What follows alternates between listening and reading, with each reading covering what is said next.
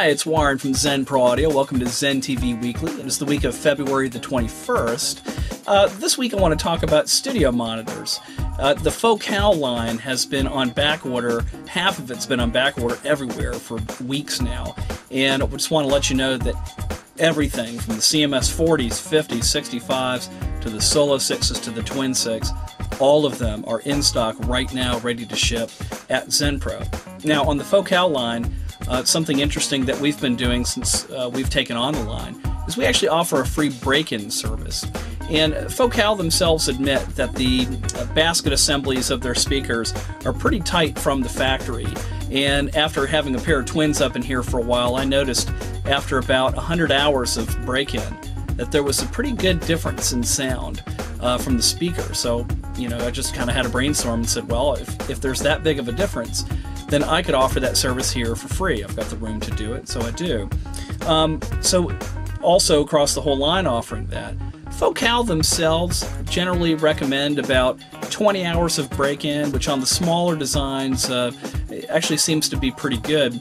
But I'm announcing this week that I'm going to lower the amount of hours, if you want, on the Focal line for break-in. So in other words, it's going to be from 20 up to 100, and probably somewhere in between as well.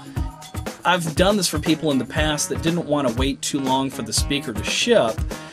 Maybe they'd say, well, just break them in for a day and then ship them out to me, so that they would get a good 24 hours of just thumping along at a pretty high volume to get a nice break-in going. So I want to let you know I'm making that available on the site. When you order, you'll actually be able to tell me if you want to do less than 100 hours on there. Dyne Audio, which is a line that I've never paid enough attention to in the past, and recently had the opportunity to bring some demo speakers in here, and I took on the BM15A. This is a 10-inch design. It's got a soft dome tweeter of a little over an inch in size, and I have to say that the BM15A, which has been on the market for probably 15 years now, I'm not so sure that it's really been bested in many ways, okay? Not only is it a great sounding speaker, but it really seems to represent the entire range of audio very, very nicely. That 10-inch driver is reaching very solidly down into the 30s. I certainly don't need a sub with them, but it's the mid-range representation, particularly for a 10-inch driver, that really impresses me. It is just, it's up there, it's present. If it's in the mix, you're going to hear it. A lot of larger designs tend to scoop the mids back a little bit. They have not done that with this design.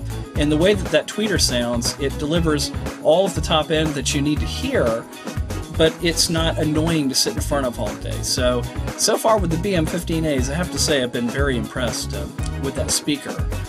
Another speaker line here that we carry, the Event Opal, sold out of those this week, and those are on a pretty long back order right now, so just letting you know on the Opal stuff, it's going to be a while before those start shipping again. Clipalator news this week, I added the Elysia museq. That museq is just such an awesome box. I mean, for an over $5,000 stereo compressor, it better be, and I understand that. But man, you just really can't make it sound bad. It's very interesting what that box can do, and it's got some interesting modes, particularly like in the low and top end. It's got these resonant modes that are cool. It really can get kind of a nice effect out of it as far as using those shelving filters, or you can use them in a traditional manner as well. And then you've got your 3 peaking bands in the mid-range. For the video that I made this time, since most people would use the museq for mixing, I actually ran a mono mix just so I wouldn't have to keep matching both sides, and just running through each band, boosting it, and cutting it. What an interesting design that museq is, all the way down to the fact that you can select cut or boost, and you have the whole range of the pot to travel.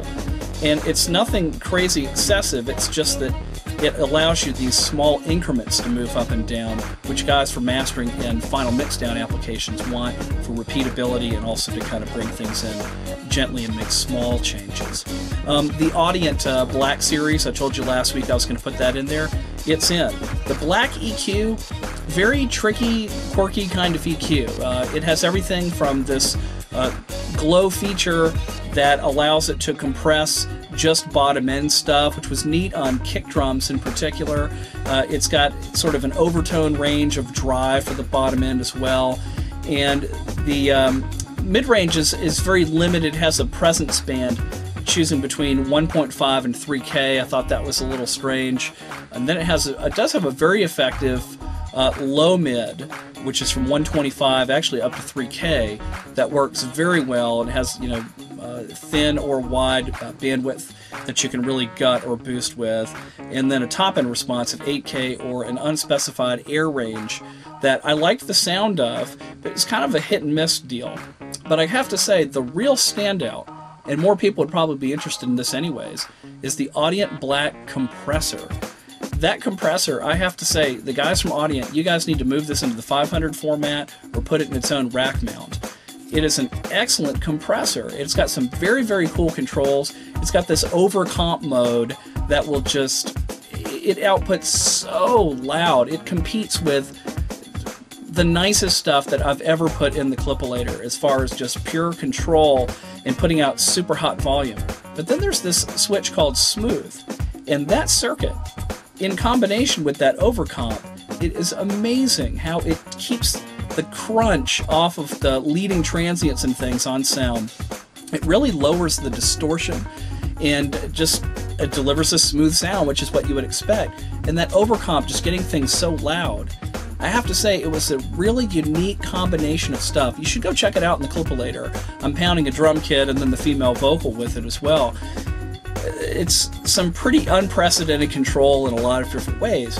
Now, to get the Audient Black, you've got to buy either their 10-space or their 4-space proprietary rack. A lot of people are running 4 compressors during a tracking or a mix session. So I gotta say, the sound of that thing is worth looking into that, and the investment is not that bad once you get past the rack.